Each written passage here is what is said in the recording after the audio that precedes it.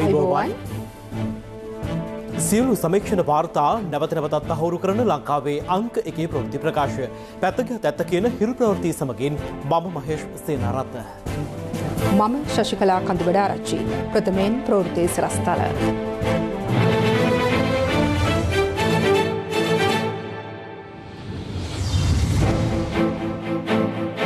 ඉදිරි දෙසතියේ රාජ්‍ය උත්සව නවතේ.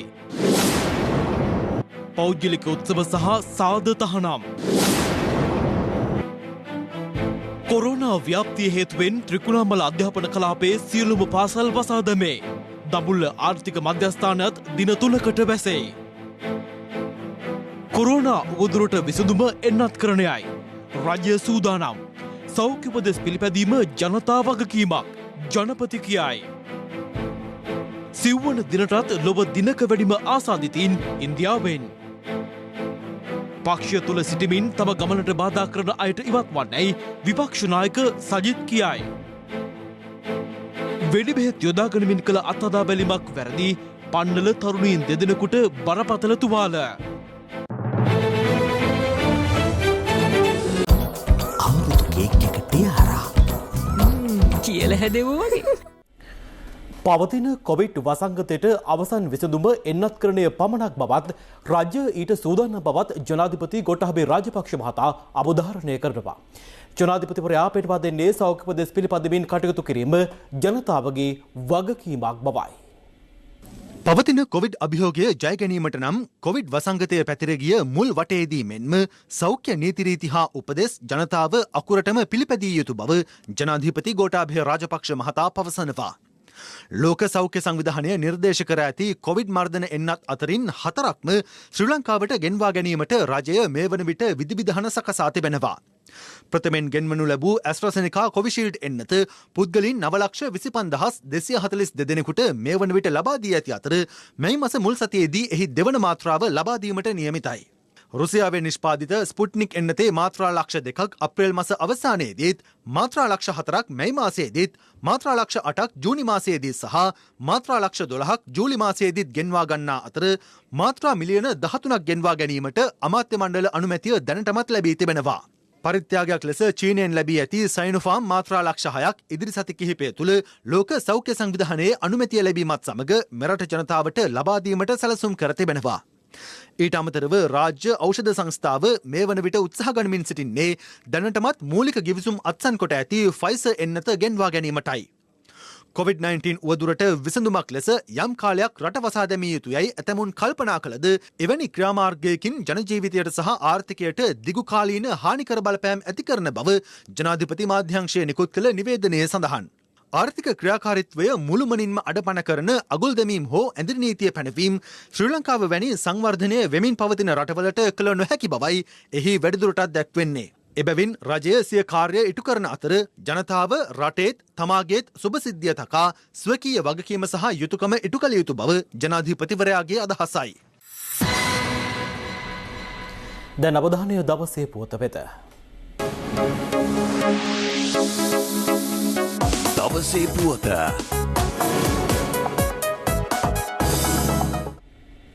පවතින කොවිඩ් තත්ත්වයත් සමග ඉදිරි දෙසතිය තුළ පැවැත්වීමට සංවිධාන කර තිබූ රාජ්‍ය සහ පෞද්ගලික උත්සව අත්හිටුවීමට රජය තීරණය කර තිබෙනවා. මේ අතර අද දිනේ නව ආසාදිතයන් 783ක් වාර්තා වීමත් සමග සමස්ත ආසාදිතයින් සංඛ්‍යාව 1,1369ක් දක්වා ඉහළ ගියා.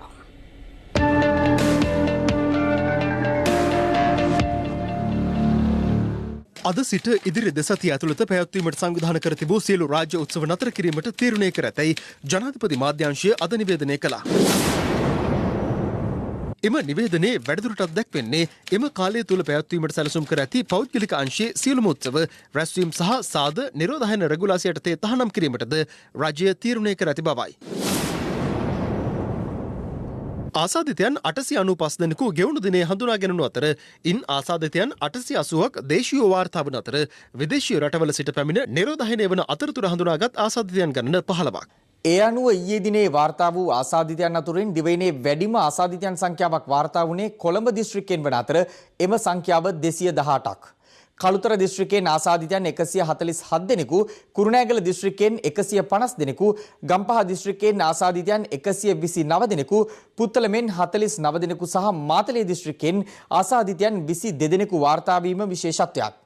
කෙසේ වෙතත් කොළඹ, ගම්පහ සහ කුරුණෑගල යන දිස්ත්‍රික්ක අධි අවදානම් දිස්ත්‍රික්ක බවට පත්ව ඇති බවත් අප ඊයේ හිරු ප්‍රවෘත්ති ඔස්සේ ඔබට අනාවරණ කළා.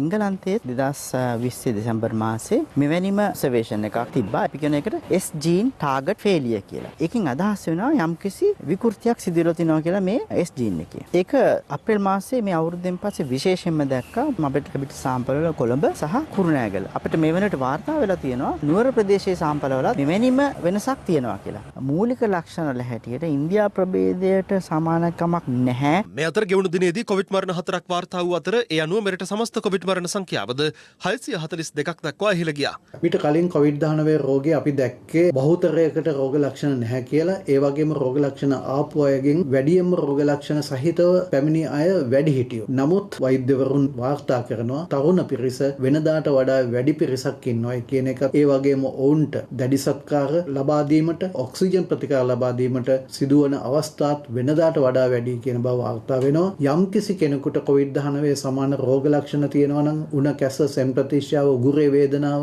හුස්ම ගැනීමේ අපහසුව, පපුවේ වේදනාව වගේ දේවල් ඔවුන් කිසිසේත්ම සමාජයට පැමිණීමෙන් වළකින්න ඕන.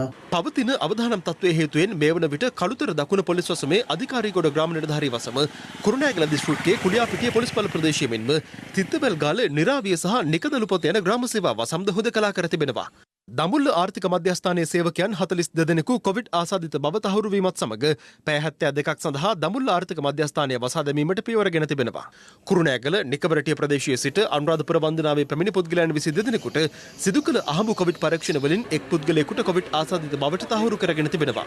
කුරුණෑගල ප්‍රදේශයෙන් පැමිණි වන්දනා නඩයක් පරීක්ෂණ වලින් පොසිටිව් වුණා. ඔවුන් අපි නිරෝධායනයටත් ඒ වගේම ප්‍රතිකාර මධ්‍යස්ථාන වලටත් යොමු කරා. ඒ වගේම අපි රටේ ජනතාවගෙන් ඉල්ලා සිටිනවා අනුරාධපුර පූජා නගරයට පැමිණීමෙන් වැළකීලා ඔබේ නිවෙස් තුල කටයුතු කරන ලෙස. තැනින් තැන අනුපොකුරු රාශියක් වර්ධනය වෙමින් තියෙනවා. මේ තත්ත්වය හැමුවේ එළඹෙන වෙසක් පොහොයට දන්සැල් සංවිධානය කිරීම, තොරන් ඇතුළු මහ ජනතාව එකිය හැකි ස්ථාන සංවිධානය කිරීම නොකරන විදිහට දැනට රට තුල බලපවත්නා නිරෝධායන නීති අනුවත් එවැනි මහජන ඒකරාශී වීම සංවිධානය කිරීම සම්පූර්ණයෙන්ම තහනම්. ආගමික ස්ථානවල වන්දනාමාන කිරීම පමණයි කළ හැක්කේ. පිළියන්දල ප්‍රදේශයෙන් පසුගිය දිනවල වැඩි වශයෙන් කොවිඩ් රෝගීන් වාර්තා වීම හේතුවෙන් අද එම ප්‍රදේශ ආශ්‍රිතව කොවිඩ් පරීක්ෂණ 600ක් සිදු කිරීමට සෞඛ්‍ය අංශ කටයුතු කළා. මේ අතර මාවනල්ල ප්‍රදේශයේ සිදු කළ කොවිඩ් පරීක්ෂණවලදී පුද්ගලයන් 45 දෙනෙකුට කොවිඩ් ආසාදනය වී ඇති බව අනාවරණ වී තිබෙනවා. ඒ අතර මාස 1ක සහ මාස 10ක කුඩා බෙලිඳුන් දෙදෙනෙකුද වනවා. අලුත්නෝර හිමාතම කලාපයේ ඌරගල මේ ප්‍රදේශවල තත්ත්වය විශේෂණය කරන බවට තහවුරු වුණේ පසුගිය අවුරුදු සමය තුළ කුරුණෑගල ප්‍රදේශයේ නෑදෑ පිරිස් පැමිණීම නිසා තමයි මේ රෝගය මේ ප්‍රදේශයට ඇවිල්ලා තියෙන්නේ. තත්ත්වය මේකට අපි විශේෂණය කරන යනවා සංචාර සීමා පැනීමේ අවශ්‍යතාවය පිළිබඳව. වැලිවිටිය දිවිතුර අම්පේගම ප්‍රාථමික විද්‍යාලයේ සිසුවෙකුට කොවිඩ් ආසාදිත බව තහවුරු වීමත් සමග එම පාසල විෂ බීජ හරණය කර ආශ්‍රිත සිසුන් 24 දෙනෙකු නිරෝධායනය සඳහා යොමු කර තිබෙනවා. හැටන් නගරයේ දමිළ විදුහලක ගුරුවරියකට COVID-19 ආසාදිත බවට තහවුරු වීමෙන් පසු ඇය සේවය කළ විදුහලේ සිසුන් සහ ගුරුවරුන් පිරිසක් නිරෝධායනය සඳහා යොමු කර තිබෙනවා. සියලු පාසල් මෙතෙක් ක්‍රියාත්මක වූ ආකාරයටම සෞඛ්‍ය මාර්ගෝපදේශ යටතේ තවදුරටත් පවත්වාගෙන යන බව අධ්‍යාපන අමාත්‍යාංශය පවසනවා. එහි ලේකම් මහාචාර්ය කපිල පෙරේරා මහතා හිරු ප්‍රවෘත්ති වෙත පැවසුවේ පාසල්වල විදුහල්පතිවරුන්ගේ ප්‍රධානත්වයෙන් පත් කර ඇති කමිටු පාසල් පවත්වාගෙන යන ආකාරය සැලසුම් කරනු ඇති බවයි. මේ අතර කොවිඩ් වෛරසය පැතිර යාම වැළැක්වීමේ පියවරක් ලෙස බණ්ඩාරනායක ජාත්‍යන්තර ගුවන්තොටුපළේ පැමිණීමේ සහ පිටත්වීමේ මහජන ආලින්ද නැවත දැනුම් දෙනතුරු වසා තබන බව බණ්ඩාරනායක ජාත්‍යන්තර ගුවන්තොටුපළ නිවේදනය කරනවා. සෞඛ්‍ය අංශ විසින් කොවිඩ් අවධානම සම්බන්ධයෙන් කොතෙක් දැනුවත් කළත් සෞඛ්‍ය මාර්ගෝපදේශ නිකුත් කර තිබියදීත් දිවයිනේ විවිධ ප්‍රදේශවලින් සෞඛ්‍ය මාර්ගෝපදේශ සහ නිරෝධායන නීති අනුගමනය නොකරන පිරිස් අපට තවමත් දක්නට ලැබෙනවා. කොන්දොස්තර මහත්තයා රිදුරු මහත්තයා මාස්ක් එක දාලා නැත්තම් කතා කරලා කියන්නේ එහෙම නැත්නම් මේක සම්බන්ධයෙන් ෆැමිලි කරනවා. හරියට මාස්ක් දා ගන්න ඕන. ඔබ දා ගන්න. විතරම මාස්ක් ඒ මාස්ක් එක කොහෙද දාන්නේ? මේ මේක මොන ගන්න දාන්න යනවලු. වඩන්න නම ටීවී රේඩියෝ විතර මාධ්‍යම දැනුවත් කරන මාස්ක් එක හරියට පාවිච්චි කරලා ගන්න කියලා. ඔන්න ඒක කරන්න. මෙතන මීටරේ නැහැ කියලා පිළිගන්නවද? ඔව් එතන හරි. මෙතන මෙතන මීටර තියෙනවද කියන්නේ? නෑ. අතන තියෙනවා. හරි. එතන මෙහෙම ඇවිල්ලා තියෙනවා. අපි හදනකොට ලයින් එක හැදුවේ මීටරේ තියෙන විදිහට. හරි. දැන් මෙතන තියෙනවද කියන්නේ? මෙතන තියෙනවද මීටරේ? මෙතන තියෙනවද මීටරේ? මාත් මේ හැම එකම කරන්න බෑ. මේ විදිහට මේ පෙනි තර්ක කරනවා නම් මේක මීටරේ නෙවෙයි කියලා. මම මීටර කෝදුව කරගෙන පෙන්නනවා. අපි අන්තන්න හදන්න එපා. ඇන්දෙන්නේ ඔයාලා. සාමාන්‍ය ඔලේ කවදා තියෙන මනුස්සයෙකුට තේරෙන්න ඕනේ මේක බෑ කියලා මේක.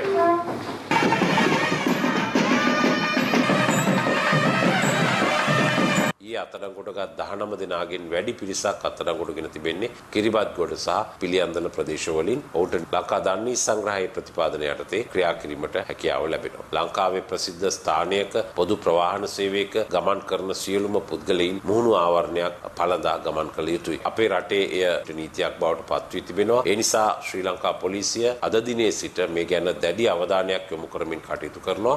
දවසේ පුවත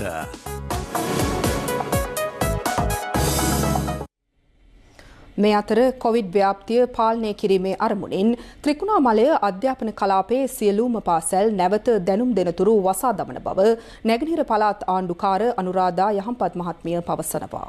බඳවා ගැනීම ආරම්භ කර ඇත 0772655555 ස්ලිට් ඇකඩමි. ඉබ්බාගමුව පන්නල ප්‍රදේශයේ නිවසක සිදු පිපිරීමකින් තරුණයන් දෙදෙනෙකු බරපතල තුවාල් ලබා රෝහල්ගත කර තිබෙනවා. මෙලෙස තුවාල් ලබා ඇත්තේ එකම පවුලේ වයස අවුරුදු 21ක සහ 27ක දෙදෙනෙක්. ඉබ්බාගමුව පන්නල මේගහමුලපත්ත ප්‍රදේශයේ නිවසක මෙම පිපිරීම සිදු ඇත්තේ ඊයේ රාත්‍රී 8ට පමණ. අදාළ නිවසේ ත්‍රිරෝධරත අලුත්වැඩියා කරන ස්ථානයක්ද පවත්වාගෙන යනු ලබනවා. මෙම පිපිරීම සිදු ඇත්තේ තරුණයින් දෙදෙනා රතඥාවල අඩංගු වෙඩි බෙහෙත් යකඩ බටයක් තුළට දමා අනතුරුව යකඩ කපන උපකරණයකින් එම බටය කපා වෙන් කිරීමට යාමේදී පිපිරීමෙන් පසු පොලිසිය සහ විශේෂ කාර්ය බලකාය එම ස්ථානට පැමිණ විමර්ශන ආරම්භ කළා. මේක ගෙනල්ලා බටවලට පිරෙව්වයි කියන එක හොයාගන්න ඕනේ සර්.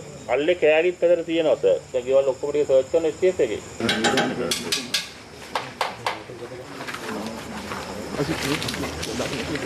දැන් ඔයා හිතන්නේ මොකක්ද මේ කරන්න හදන්නේ මේ ගෙනල්ලා? පැටව හදන්න ඒකත් තමයි කියාගෙන හිටියේ. ඒකට තමයි අර සර්කිට් එකක් ගෙනල්ලා එකක් හැදලා තිබ්බා. රතින් යකුඩු දාලා මේකට දැන් මේ වගේ එක්ස්ප්ලෝසිව් පුරවන්න එහෙම ඕනේ නැහැ නෝමනා. මන් දන්නේ නැහැ ඒක කියාගෙන තමයි ආවේ. මොකටද පිරෙව්ව කියන මම දන්නේ නැහැ. ඒ කියන්නේ අර බටේ දාලා මෙව තද කරලා ග්‍රයින්ඩරෙන් කැපුවලු. ඒ කැපිච්ච පාට ග්‍රයින්ඩරේ පැත්තකින් කැපිලා ග්‍රයින්ඩරේ අර කෑල්ල කපලා තියෙන මැදින්ද පිපිරිලා තියෙන්නේ. වෙඩි බේත් පුරවන්නේ මොකටද බටවලට? දන්නේ නැහැ සර් මොකටද කරන්නේ ගියේ කියලා. තුවාල ලැබූ තරුණයින් දෙදෙනා කුරුණෑගල ශික්ෂණ රෝහලේ ප්‍රතිකාර ලබනවා. රෝහල් ආරංචි මාර්ග පැවසුවේ ඔවුන් දෙදෙනාගේ දෑත් වලට බරපතල හානි සිදු පෑ ඇති බවයි. රජයේ රස පරීක්ෂකවරයා එම ස්ථානයට පැමිණ පරීක්ෂණ සිදු කර පිපිරීමට ලක් වූ කොටස් සිය භාරයට ගෙන තිබෙනවා.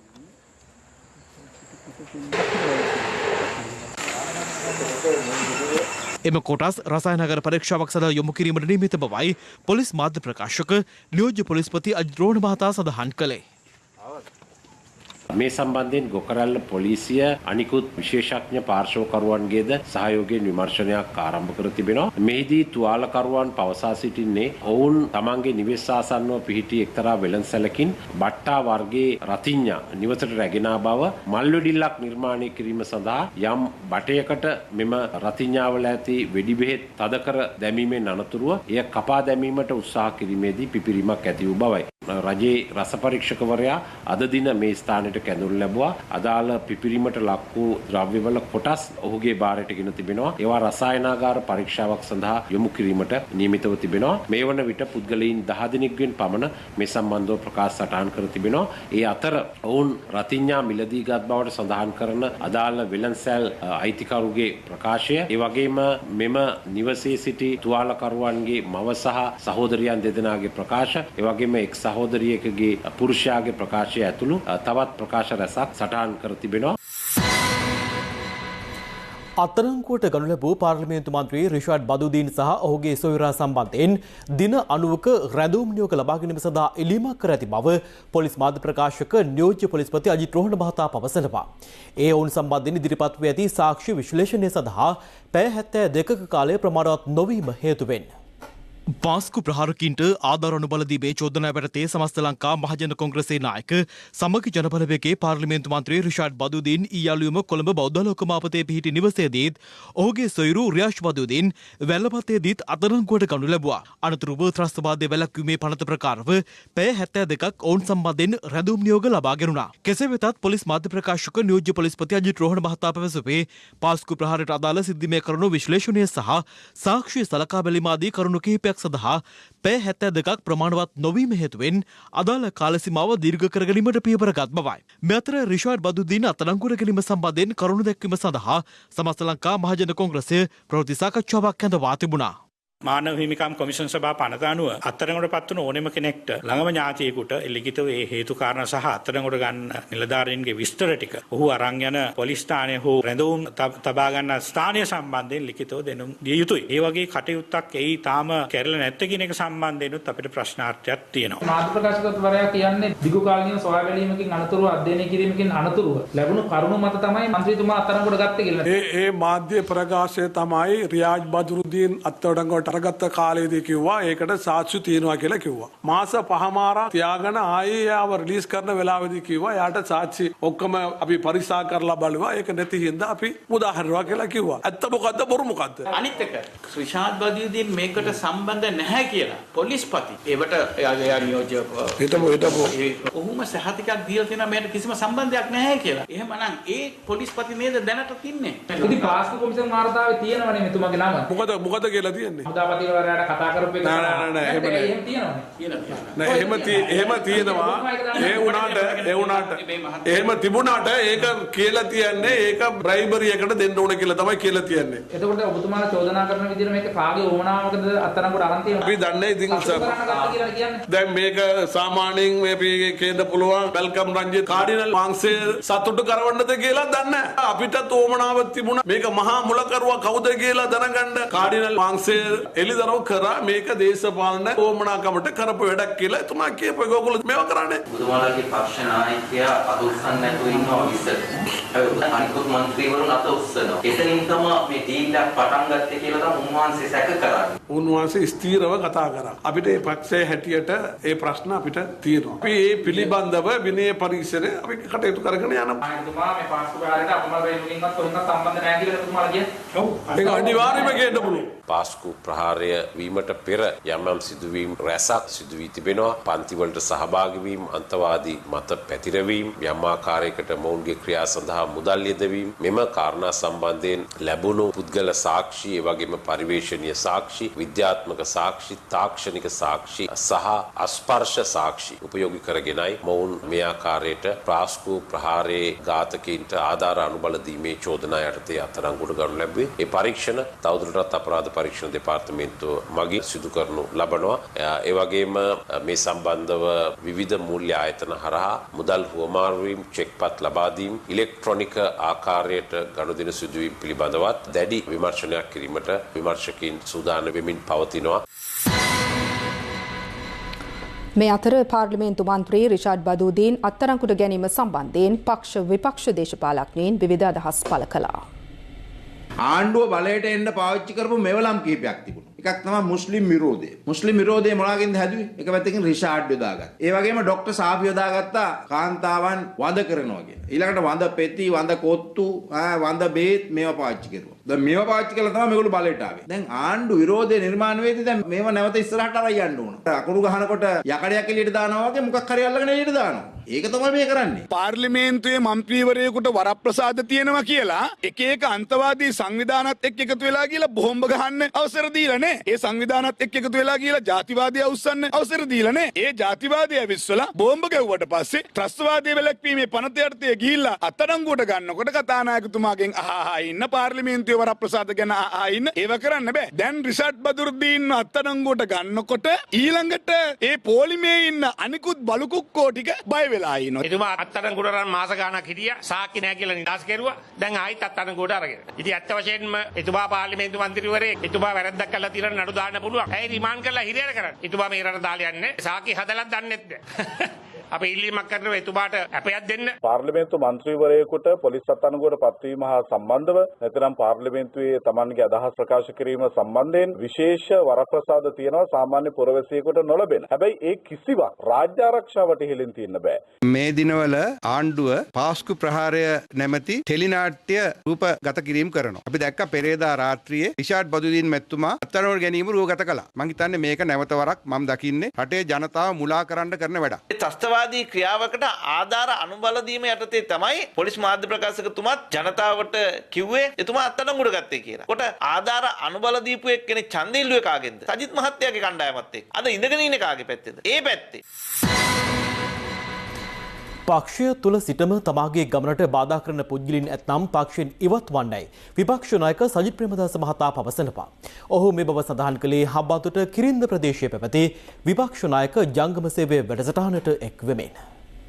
මම ඔබතුමන්ලට කියන්න කැමතියි මම මෙතෙක්කල් දේශපාලනය කරේ විවිධ ප්‍රශ්න මැද්දේ මට වැඩක් කරන්න දුන්නෙත් නැහැ මගේ කකුලෙන් ඇද්දා මට අවහිර කරා මම පැහැදිලිවම එක දෙයක් කියන්නට ඕන ඔය මොන ප්‍රශ්න තිබුණත් මට උදව් කරපු එක මිනිස්සෙක් ඉන්නවා ජනතාවට වැඩ කරන්න මම මට ඒ කියලා වැඩ කරගත්තේ නැහැ ඒ තමයි හිටපු ජනාධිපතිතුමා එතුමාගේ වැරදි අඩුපාඩුකම් තියෙන්න පුළුවන් හැබැයි මෛත්‍රීපාල සිරිසේන මැතිතුමා තමයි මට පුළුවන් තරම් හයිය දුන්නේ වැඩ කරන්න පුළුවන් තරම් මුදල් දුන්නා ඒ ශක්තිය ලබා දුන්නා ඒක මම කියන්නට ඕන හැබැයි මතක තියාගන්න කැබිනට් ඇමති සජිත් ප්‍රේමදාස නෙවෙයි අද සජිත් ප්‍රේමදාස. අද සජිත් ප්‍රේමදාස මේ රටේ විකල්ප දේශපාලන බලවේගයේ නායකයා. දැන් මගේ පක්ෂය ඇතුළත කාටවත් බෑ මගේ කකුලෙන් අදින්න. එහෙම ඉඩ දෙන්නෙත් නැහැ. එහෙම කකුලෙන් අදින කට්ටියට පුළුවන් පිටතට ගිහිල්ලා තම තමන්ගේ දේවල් ටික කරගන්න. මෙදා පාර තමුන්නාන්සලා අපිට හයිය ලබා දෙනකොට අපිට කවදාවත් තමුන්නාන්සලාට ආපහු හැරිලා එක එක හේතු දෙන්න බෑ. තමුන්නාන්සලාට නොකරුණු සේවාව ගැන. අන්න ඒ නිසා මේ තනි බලය තනි හැන්ද අද අපිට ලැබෙන තත්ත්වයක් තියෙනවා. මේ හැන්ද මේ බලය අපි පාවිච්චි කරන්නේ ජනතාව මර්ධනය කරන්නට විනාශ කරන්නට නොව පොදු ජනතාව ආරක්ෂා කරන්නට.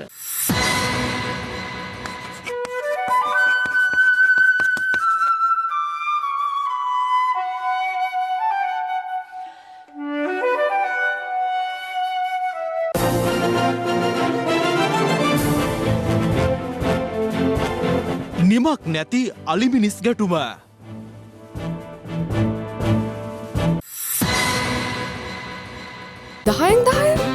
ඒ කියන්නේ ලයිෆ් බෝයි අවස්ථා 10කදී ලෙඩ රෝග 10කට හේතු වන වෛරස් ඇතුළු විෂ බීජවලට එරෙහිව සටන් කරනවා කියලා.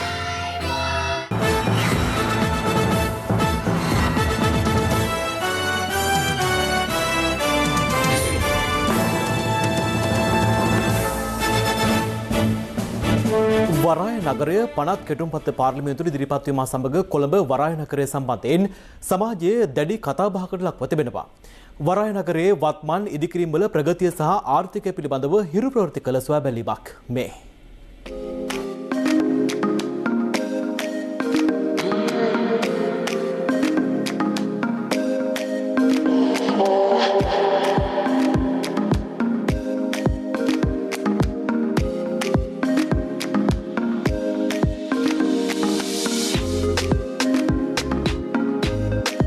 මේ වෙනකොට සමාජයේ කතාබහ වෙනවා මේ පෝට් සිටියේ සංවර්ධන ව්‍යාපෘතිත් එක්ක මේක මේ චීන කොලනියක් වෙනවා කියලා. චීන ව්‍යාපාරිකයන්ට මේක එක් ප්‍රදේශයක් වෙන් කරලා තියෙනවා. ඇත්තටම මේක චීන කොලනියක්ද? චීන සභාවල සාපුවක් හරි සැලොන් එකක් දාන්න උනා කොමිෂන් සභාවෙන් අවසරයක් අරගෙන බලපත්‍රයක් තියෙනවා. මේ කොමිෂන් සභාව රටේ විධායක, ව්‍යවස්ථාදායක සහ අධිකරණයට යටත්ව කටයුතු කරන්න. ඒ විතරක් නෙමෙයි වාර්ෂිකව මෙම කොමිෂන් සභාවේ ගිණුම් පාර්ලිමේන්තුවට ඉදිරිපත් කළ සම්මත කරන්න. මට තේරෙන්නේ නැහැ කොහොමද මේක සමහර අය මේ චීන කොලනියක් කියලා අර්ථකථනය කියන්නේ දේශීය හෝ විදේශීය සමාගමකට ව්‍යාපාර කටයුතු කරගෙන යන්නේට කිසිම ප්‍රශ්නයක් නැහැ. සංවර්ධනය වුණාට පස්සේ පෝට් සිටියේ මේ ගනුදෙනු සිදුවන්නේ ශ්‍රී ලංකා මුදලින්ද නැත්නම් වෙනත් කරන්සි එකක් භාවිත කරනවද? Currency of transaction is rupees නෙමෙයි. පෝට් සිටි එක ඇතුලේ තියෙනවා අර duty free concept එක. බාහන මිලදී ගැනීමට විදේශිකයන්ට හැකියාව තියෙනවා. බදු රහිත. රයන්ට ගිහිල්ලා ඒ සාප්පුවෙන්ම බඩු රහිතව ටී-ෂර්ට් එකක් හරි මොන හරි එකක් ලබා ගන්න බෑ. මොකද රයන් ශ්‍රී ලාංකිකයෙක්. ඒක තමයි වෙනස. දැන් BOI 50 තියෙද්දි ඇයි අපිට පනතක් අවශ්‍ය මේක පරිපාලනය කරන්න මේක සංවර්ධනය කරන්න අවශ්‍ය නීති රීති ලිහිල් කරමින් විදේශ ආයෝජනය ලබා ගැනීම ඉතා අත්‍යවශ්‍යයි. ලෝක බැංකුවේ ඉන්ඩෙක්ස් එකේ අපි 99. එතකොට 2015 ශ්‍රී ලංකාව 99. නමුත් ඉන්දියාව 2015 130 2020 වෙද්දී 64ට තත්ත්වයකට දියුණු වෙලා තියෙන දර්ශකේ. ඉතින් මේ කෙටුම්පද ශ්‍රේෂ්ඨ අධිකාරියෙන් අධ්‍යයනය කරලා සමහර දේවල් තියෙනවා නම් වෙනස් කරන්න ඕනේ. ඒවා ඒ විදිහට කරයි කියලා මම බලාපොරොත්තු වෙනවා. ත්‍රිරෝද රථ රැකියාව ගැන වගේම ත්‍රිරෝද රථ රියදුරන් ගැනත් අද සමාජයේ පවතින්නේ යහපත් ආකල්පයක් නොවේ. නමුත් ඒ මතය වෙනස් කරපු අමුතුම ත්‍රිරෝද රථ රියදුරෙක් අපට හමු වුණා. මේ ඔහුගේ කතාවයි. මුලින්ම මම පටන් ගත්තේ 12 ශ්‍රී වාහනේ ඉඳලා. දැන් අවුරුදු 32ක් විතර වෙනවා මේ රස්සාවට. මම රස්සාව පටන් ගන්නකොට ස්පිතාලට යන්න රුපියල් 10යි, ගෝල් පේස් යන්න රුපියල් 10යි. පාට සරුංගල් වගේ අපේ ජීවිතේ ඈත ඉගිල්ලේ පාවෙයි ඔහේ ලෝකයේ. මේ ඉන්නේ ටීඑච් අර්ජින් මහත්මයා. වයස අවුරුදු 55යි. ත්‍රිරෝද රථ රියදුරෙක් වන මොහු මේ රැකියාව ගැන සමාජයේ තියෙන දුර්මතය වෙනස් කළා. දැන් ඉන්න තරුණ ළමයි වගේ අයියෙන් ගිහිල්ලා බ්‍රේක් ගාලා ඒ වලට බයයි මම. සාමාන්‍යයෙන් බබාම් වෙන්නේ නම්මලා වයසක අය සමහර ත්‍රිවිල් වල නැගලා ගියාම දත් මිටි කාගෙන ඒගොල්ලෝ බස් එක වගේ අල්ලගෙන යනවා. මාත් එක නම් එහෙම යන්න අවශ්‍යතාවයක් නැහැ. කොල්ලුපිටිය දුම්රියපොළ අසල රැකියාවේ නිරත වන අර්ජින් මහත්මයා පාන්දර 4ට ඇවිත් රැකියාව නිමා කරන්නේ රාත්‍රී 10ත් පහුවෙලා. වැදගත්ම දේ අර්ජින් මහත්මයාගේ ත්‍රිරෝද රථය. කෙනෙක් නැග්ග ගමන් මම ෆෑන් එක දානවා. ඒ කියන්නේ ආපු වේගය පොඩ්ඩක් එහාට පොඩ්ඩක් රිලැක්ස් වෙන්න. තව මියුසික් සේම ආනවද කියලා ආනවා. එහෙම වුණත් ඕන channel music එකක් දාලා දෙන්න පුළුවන්. ටීවී තියෙනවා බලන්න. තව එයාර් ෆ්‍රෙෂ්නර් තියෙනවා ඇතුලේ සුවඳ. ටිෂු තියෙනවා. ඒගොල්ලන්ට ඒක යූස් කරන්න පුළුවන්. වතුර බෝතල් නම් long distance යනවා නම් මම ෆ්‍රී බොටල් දෙනවා. තව තියෙනවා ෆෝන් chargers තියෙනවා, කාර් ලයිටර්ස් තියෙනවා, hot water මග්ගයක් තියෙනවා, ප්‍රථම දාග පෙට්ටියක් තියෙනවා. ඊට අමතරව තියෙනවා අදිසියක් වුණාම පිලෝ එකක් කියලා තියෙනවා. අර්ජින් මහත්මයා හැම ගමන් වාරයක් අවසානයේදීම ටිකට් පතක් නිකුත් කරන්නත් අමතක කරන්නේ නැහැ. ඒ බිලේ තියෙනවා යන එක්කෙනාගේ නගින වෙලාවයි, බයින වෙලාවයි, දිනය, මාසය, වර්ෂය, මගේ දුරකථන අංකය, මගේ වාහන අංකය. හදිසියකින් මොකක් හරි දාලා ගියොත් ටක් ගාලා මගියට පුළුවන් මට කතා කරන්න. සිව්දරු පියෙක් වන අර්ජින් මහත්මයා මද්ද්‍රව්‍ය හා සූදුවෙන් තොර පුද්ගලයෙක්. ඒ වගේම ඔහු සිය වෘත්තියට ලබා දෙන්නේ පුදුමාකාර ගෞරවයක්. සිය ඇඳුමෙන් පවා ඔහු වෘත්තීය භාවය පෙන්වනවා. අධ්‍යාපන පෙළපොත්වල ජාතික වීරයින් පිළිබඳව ඕනෑතරම් පාඩම් අප දැක තිබෙනවා. අපේ වන් සුවිශේෂී චරිතයක් සොයා ගිය ගමනක තොරතුරුයි මේ. හරි. මම දැන් කිව්වම විශේෂ විස්තර ටික අපි මේ පළවෙනි ඡේදය ඔක්කොමලා කියවලා බලමුද?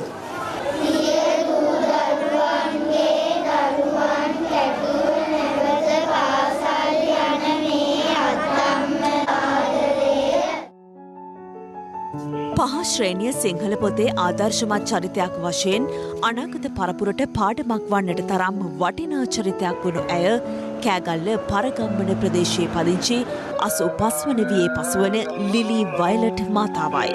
පාර කියන අත්තම්මා යනුවෙන් කා අතරත් ප්‍රචලිත මේ මිත්තනිය වසර ගණනාවක් තිස්සේ හෙට්ටිමුල්ල බණ්ඩාරනායක කනිෂ්ඨ විද්‍යාලය අසල ඇති ප්‍රධාන මාර්ගයේ පාසල් දරුවන් සහ ජනතාවට ආරක්ෂිතව පාර මාරු වීමට ස්වේච්ඡාවෙන් සහාය වනවා. යන්න එපා. යන්න. එන්න ඔයාලා දෙන්න.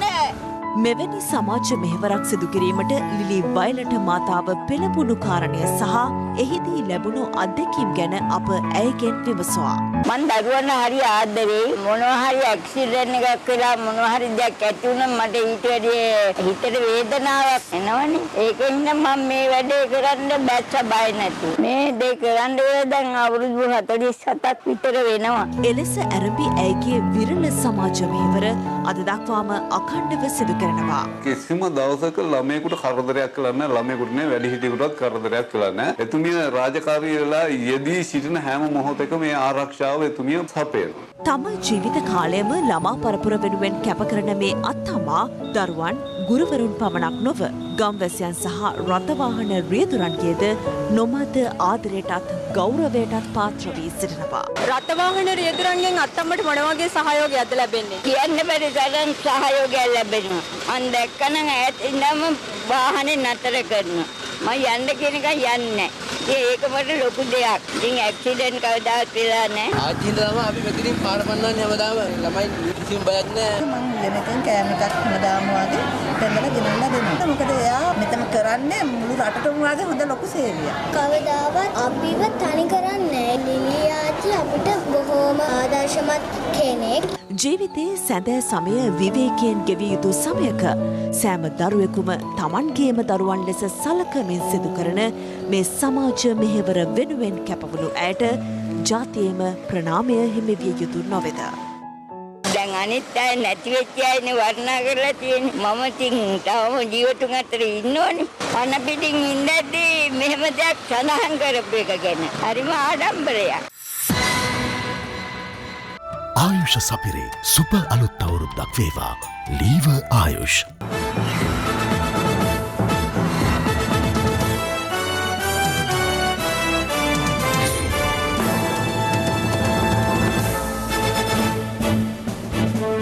දැන් රටවටා හිරෝ.